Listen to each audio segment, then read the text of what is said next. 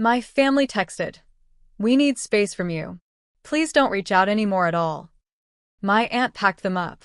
I simply replied, "Of course, I'll cancel my direct deposits first thing." By midnight, the family, "My name is Natalie Carter, I'm 27. And if you think you know how this ends, stay tuned. What happens when the ones you've carried decide to cut the rope, only to realize the rope was keeping them afloat?" The message lit up my phone just after dinner. I reread it twice, the words cold, final, clinical. "We need space. Don't reach out anymore." For a second, the sting hit. The daughter they'd leaned on, erased in a few sentences. But then clarity swept in, fast and sharp. Because they had forgotten one detail. Every month, without fanfare, I had sent money, transfers labeled utilities, groceries, mortgage top-up. They never asked politely, they demanded. And I gave, because that's what family does. At least, that's what I told myself. So when the text came, I didn't beg.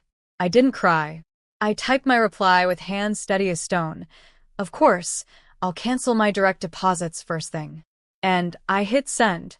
The silence after was louder than any argument we'd ever had. By midnight, the family group chat, usually a mess of requests, complaints, and last-minute needs, had exploded. My aunt had already helped them pack, carting boxes into her minivan, whispering promises that they'd be fine without me. But deep down, I knew. They had built their comfort on my quiet sacrifice. And without it, midnight wasn't going to feel like freedom. It was going to feel like free fall. I watched the screen glow, one furious message after another, their panic dripping between the lines. And I smiled, realizing something I should have learned years ago. When you stop feeding the hand that slaps you, it finally feels its own hunger. Mom's sobs filled the line, but they weren't the tears I'd spent my life waiting for. They weren't about me, they were about the image. "How this makes us look." Her voice shook, not with regret for forgetting me, but with panic that the world had noticed. "Elena," she said, "she always got my name wrong when she was flustered. Your father didn't mean it. You're twisting this online. Just take it down." I kept my tone even. "I didn't twist anything. I wrote the truth. That's all." Her silence was a blade. By noon, the caption had spread beyond my circle. Friends left comments that felt like warm hands on my shoulders. "Rachel has carried everyone for years. Shame on them for forgetting. Your worth isn't defined by their silence." My phone buzzed nonstop with support, the validation I had begged for at that same dinner table now arriving from people who actually saw me.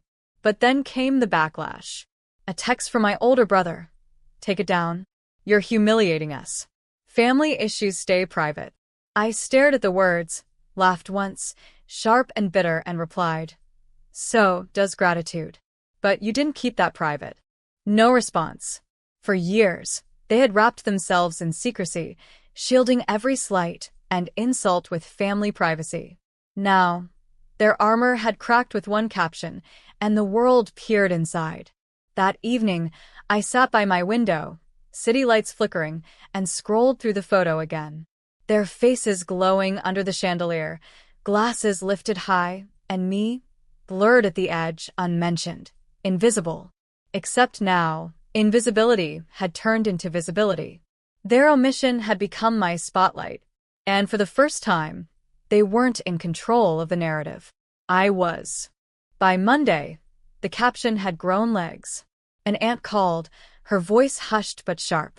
"Rachel, sweetheart, why would you humiliate your parents like this? Everyone's talking. You know how hard they try." I pressed my forehead against the cool glass of my window, staring down at the streetlights. "They try for everyone else. Not me." She sighed, the way people do when they want you to shrink back into silence. Family matters should stay in the family.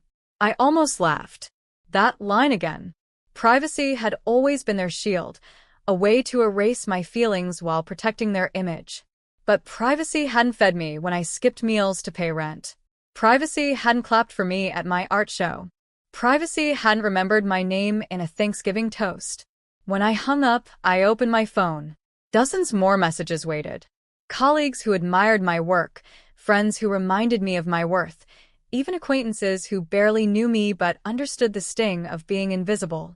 One message stopped me cold. Sometimes the strongest person at the table is the one no one mentions. But they know. Trust me, they know.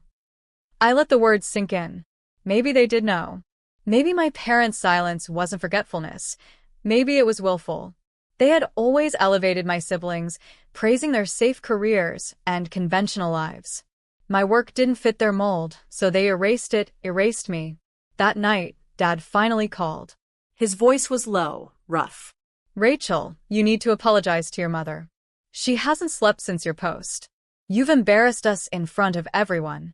I gripped the phone tight, my jaw clenched. No, Dad.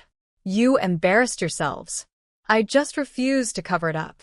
The silence that followed was heavier than his words. For the first time, he had no quick retort, no lecture. And that silence told me everything I needed to know. The silence from my father should have ended the call. But instead, he muttered, almost to himself, "You don't understand what you've done." I leaned back in my chair, staring at the ceiling. No, Dad. I finally understand exactly what I've done. I told the truth. By midweek, the caption wasn't just a post. It was a mirror. Friends kept resharing it with their own stories, being forgotten, dismissed, erased by the people meant to lift them. My words had become larger than me, and my family hated that. Mom left a string of voicemails, each one a mix of guilt and threat. "Rachel, if you loved us, you'd take it down. Rachel, this is tearing the family apart. Rachel, you've made me look like a bad mother."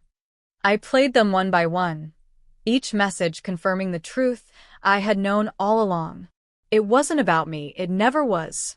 It was about how they looked, how their carefully polished image was cracking. On Thursday, my younger sister sent a text. "Congrats on being the drama queen again. You love attention, don't you?" I typed slowly, carefully. No. "I love respect. They gave you speeches. They gave me silence." No reply came. That evening, I walked past my parents' house. Through the curtains, I could see them pacing, arguing, their voices muffled but heated. For once, they weren't united. For once, I had disrupted their perfect narrative. I pulled out my phone and snapped another photo, not of them, but of myself, standing in the glow of a streetlight, independent and unashamed.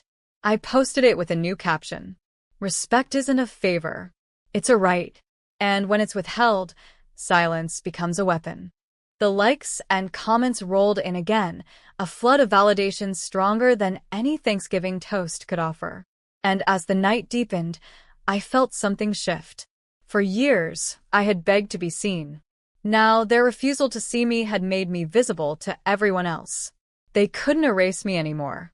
I had carved my name into the silence. By the weekend, I could feel the cracks widening in our family's perfect facade. Relatives who rarely spoke to me began sending quiet messages. "I saw your post, Rachel. You're right. They've always overlooked you."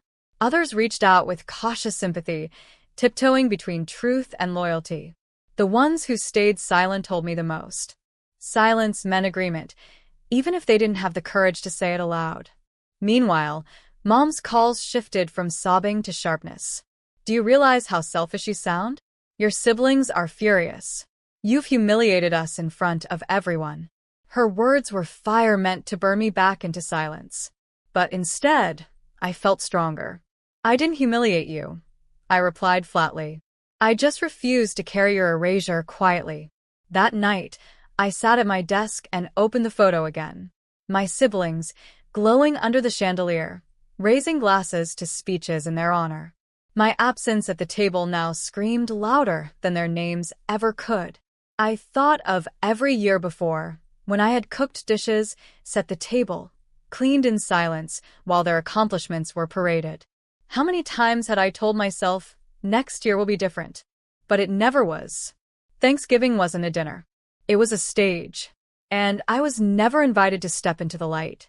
This year, I hadn't just stepped off the stage. I had burned it down. The caption, the photo, the ripple of attention, it wasn't about revenge. It was about reclaiming my narrative, the one they had silenced year after year. And as the support kept pouring in, I realized something beautiful. I didn't need their speeches. I had found my own voice, and it was louder than applause.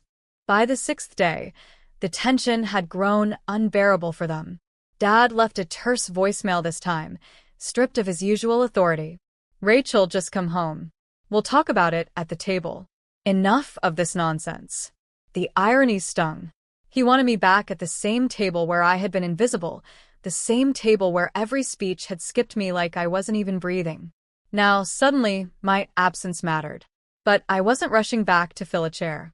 Instead, I poured my energy into work. My boss had seen the viral caption, not the family drama, just the strength in my words, and offered me a new project lead. My colleagues congratulated me, their respect evident, their support genuine. Recognition from strangers and coworkers felt richer than any crumb my parents had withheld. That evening, Mom sent a final text. "Rachel, this is breaking us. Take it down, please. For your father. For me." I stared at it for a long time. Then I typed back, "It's not the caption that broke us. It's every year you pretended I wasn't worthy." Her reply never came. Later that night, I sat on my balcony, city lights flickering like scattered stars, and thought about the strange beauty of it all. One photo, one caption. Years of silence cracked open like a fault line. My family had wanted me invisible, but their refusal to see me had amplified my voice. I pulled out my journal and wrote a single sentence across the page. "Silence has teeth." And I realized maybe this wasn't just about Thanksgiving. Maybe it was about every room I'd been overlooked in, every conversation I'd been excluded from, every speech I had waited for that never came. For the first time, I didn't feel like the forgotten sibling. I felt like the truth teller. And truth, once spoken, doesn't return quietly to the shadows. The following Sunday, the whispers turned into open fractures. At church, neighbors approached my parents, their voices low, curious. "We saw Rachel's post. Is everything all right?" My mom forced a smile that didn't reach her eyes. Dad's jaw stayed tight. They hated it, being questioned, being seen as less than perfect. Meanwhile, my siblings seethed. My brother sent me a string of texts. "You've ruined Thanksgiving for everyone. You thrive on drama. Congrats." My sister chimed in too. "You could have just talked to us. Instead, you embarrassed the family." I didn't reply, because they weren't angry that I lied. They were angry that I told the truth where people could hear it. That afternoon, I walked through a gallery downtown, staring at paintings bathed in light. My own work hung in the corner, small, understated, but mine. A stranger paused in front of it, studying it carefully, then whispered, "This one feels honest." It was enough. More than any speech could ever give me. By evening, another message came from Dad. Short, clipped. "Rachel, if you want back in this family, you'll need to apologize." Apologize. The word sat bitter in my chest. Apologize for existing? For noticing my erasure?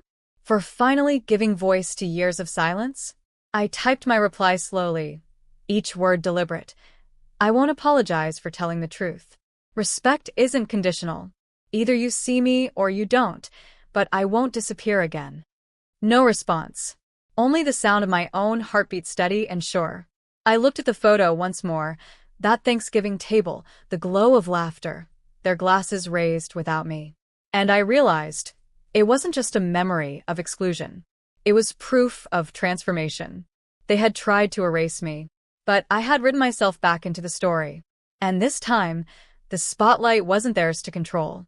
Thanksgiving had passed, but the echoes lingered. My parents' house, once a stage for polished speeches, now sat under a cloud of whispers they couldn't silence. My siblings carried the weight of questions from friends and neighbors, their perfect image tarnished by the very omission they thought would keep me small. And me? I walked lighter. In my apartment, the walls glowed with the warmth of new beginnings, canvases leaning against corners, projects stacked neatly, proof of a life I had built without their approval. For once, I didn't crave a toast in my honor. I had learned that respect built on conditions isn't respect at all. One evening, I lit a candle, the flame flickering across the photo that started it all. Their faces frozen mid-laughter, their glasses raised, my absence captured forever. A scar and a victory, all in one frame. My phone buzzed with another message from Mom. This one wasn't anger, or denial, or begging. Just 5 words. We never meant to hurt you. I stared at it for a long time. Maybe they hadn't meant to. Maybe they had. But intention no longer mattered. What mattered was that I had stopped waiting for their recognition. I set the phone aside and whispered to myself, I see me. And that's enough. Outside, the city shimmered, unbothered, endless. I stepped onto my balcony, the wind brushing against my skin, carrying away the weight of years I had carried alone. Thanksgiving had taught me something my parents never could. Invisibility is only possible if you agree to stay unseen. And I had chosen differently. I had turned silence into speech, absence into presence, erasure into legacy. Not through their words, through mine.